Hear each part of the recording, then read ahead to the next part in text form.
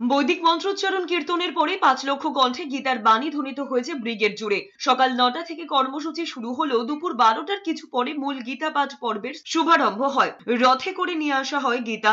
রবিবার ভোর থেকেই সাধু সন্ত থেকে সাধারণ মানুষ কার্যত ব্রিগেড মুখী। বেলা বাড়তেই সনাতনীদের ভিড়ে কার্যত জনসমুদ্র। ব্রিগেডে গীতা পাঠের আয়োজন করেন সনাতন সংস্কৃতি পর্ষদ।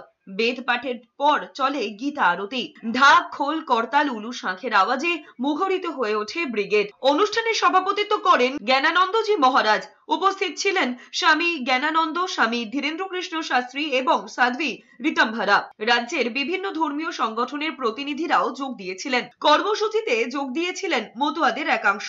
গীতা পাঠের অনুষ্ঠানে রাজ্যপাল সিভি আনন্দ বোসেলেও আমন্ত্রণ জানানো হলেও আসেননি মুখ্যমন্ত্রী মমতা বন্দ্যোপাধ্যায়। অনুষ্ঠানে ছিলেন বিজেপি নেতৃত্ব সুকান্ত মজুমদার, দিলীপ ঘোষ থেকে শুভেন্দু অধিকারী যোগ দিয়েছিলেন এই অনুষ্ঠানে। তবে শুভেন্দু অধিকারী নির্দিষ্ট আসন ছেড়ে পিছনের দিকে মাটিতে বসে গীতা পাঠ করেছেন। নেপাল, বাংলাদেশ থেকেও প্রতিনিধিরা যোগ দিয়েছিলেন অনুষ্ঠানে। গীতা শুধুমাত্র হিন্দুদের ধর্মগ্রন্থ নয়, গীতা একটি বিজ্ঞান।